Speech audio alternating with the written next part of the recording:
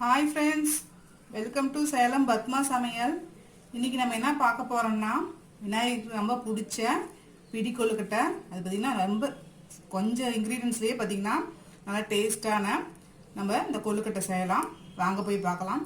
அதுக்கு முன்னாடி நம்ம சேனல் இப்போ தான் புதுசாக பார்க்குறீங்கன்னா சப்ஸ்கிரைப் பண்ணிக்கோங்க. பக்கத்தில் இருக்கிற பெல் பட்டனையும் கிளிக் பண்ணிக்கோங்க. இப்போது அதுக்கு தேவையான பொருள் பார்த்திங்கன்னா, ஒரு கப் அளவுக்கு அரிசி மாவு, இது கடையில் வாங்கின மாவு தான். 3/4 கப்பு வெல்லம், 1 டேபிள் ஸ்பூன் வெள்ளை எள்ளு, இது பார்த்திங்கன்னா பாசிப்பருப்பு 2 டேபிள் ஸ்பூன். நான் வந்து பார்த்திங்கன்னா ஒரு அரை மணி நேரமாக ஊற வச்சு எடுத்து வச்சுருக்கேன். 1/4 மூடி தேங்காய் துருவி வச்சுருக்கேன். அப்புறம் வந்து ஏலக்காய் பொடி. இப்போ பாருங்கள், நான் ஒரு பேன் வச்சுருக்கேன். இதில் வந்து நான் ஃபஸ்ட்டு இந்த எள்ளை வந்து லைட்டாக வறுத்து எடுத்துக்கிறேன்.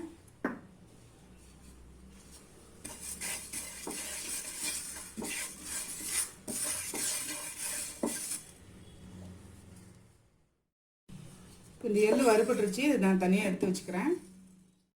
இப்போ நான் மறுபடியும் பேன் வச்சுருக்கேன். இப்போ வந்து அந்த அரிசி மாவை இதில் போட்டு சூடு பண்ணிக்கலாம். இது ரொம்ப வறுக்கக்கூடாது, லைட்டாக சூடாக இருந்துச்சுன்னா வந்து பார்த்திங்கன்னா கொழுக்கட்டை சாஃப்டாக கிடைக்கும்.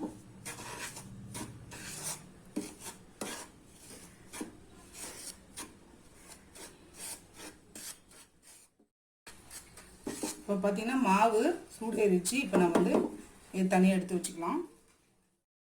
இப்போ பாருங்கள், நான் இன்னொரு பாத்திரம் வச்சுருக்கேன். அதில் வந்து இந்த வெல்லத்தை கொட்டிக்கலாம்.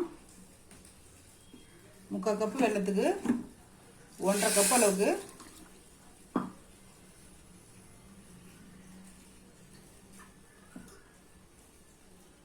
தண்ணி ஊற்றி ஃபஸ்ட்டு கரைச்சி எடுத்துக்கலாம். கரைச்சிட்டு அப்புறம் வடிகட்டிக்கலாம். ஏன்னா அதில் வந்து பார்த்திங்கன்னா கல் தூசி இதெல்லாம் இருக்கும்.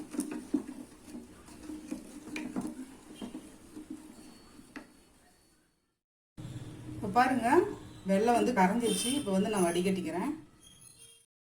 ஒரு பேன் வச்சுருக்கேன். நம்ம இதில் வந்து இப்போது இந்த வெல்லத்தை வடிகட்டிக்கலாம்.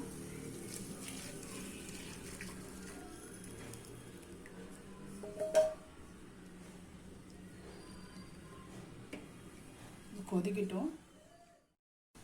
பாருங்கள், இந்த தண்ணி கொதிக்க ஆரம்பிச்சிச்சு. நான் வந்து இதில் ஒரு டீஸ்பூன் அளவுக்கு நெய் போடுறேன்.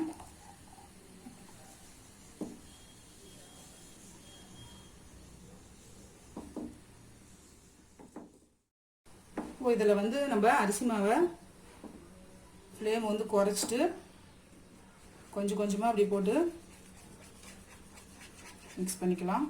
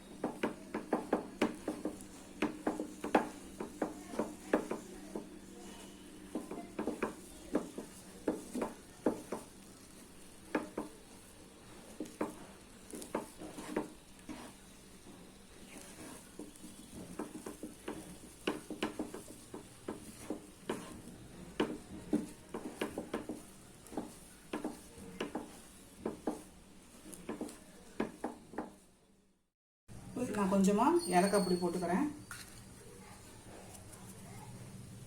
இந்த வறுத்த எள்ளு, இந்த ஊற வச்ச பாசிப்பருப்பு,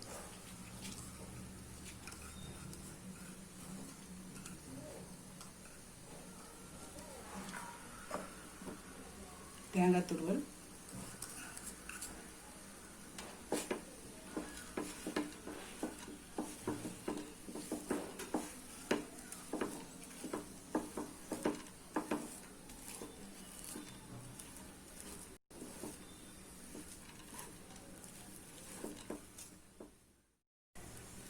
பாருங்க நல்லா மிக்ஸ் பண்ணியாச்சு.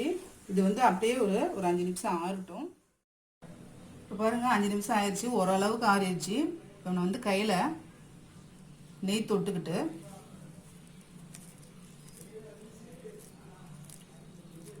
இது உருட்டிட்டு இப்படி அச்சு கொடுத்தா அவ்வளோதாங்க. இதான் பிடி கொழுக்கட்டை. இந்த மாதிரி எல்லா மாவையும் பண்ணிக்கலாம்.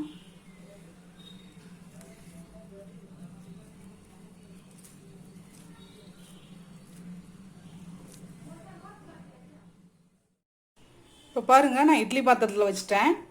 கீழே தண்ணி ஊற்றிட்டு தண்ணி கொதிச்சதுக்கப்புறம் இப்போ வந்து நான் மேலே இந்த தட்டு வச்சுருக்கேன். இது பார்த்திங்கன்னா ஒரு 7லேருந்து ஒரு 10 நிமிஷம் இருந்தால் போதும். க்ளோஸ் பண்ணி வேக வச்சு எடுத்துக்கலாம். இப்போ 10 நிமிஷம் ஆயிடுச்சு. ஓப்பன் பண்ணி பார்க்கலாம். பாருங்கள், நல்லா வெந்துருச்சு. இது ஆற வச்சு தான் எடுக்கணும். ஸ்டவ் ஆஃப் பண்ணிடலாம். நம்ம பிடி கொழுக்கட்டை ரெடிங்க. இப்போ பாருங்கள், நம்ம செஞ்ச இந்த பிடி கொழுக்கட்டை ரெடி ஆயிடுச்சு. இது பார்த்திங்கன்னா நம்ம கொஞ்சம் சீக்கிரமாகவே செஞ்சிடலாம். பார்த்திங்கன்னா ப்ராடக்ட்டும் ரொம்ப கம்மி தான். இந்த வீடியோ உங்களுக்கு பிடிச்சிருந்தாக்க லைக் பண்ணுங்கள், ஷேர் பண்ணுங்கள், கமெண்ட் பண்ணுங்கள்.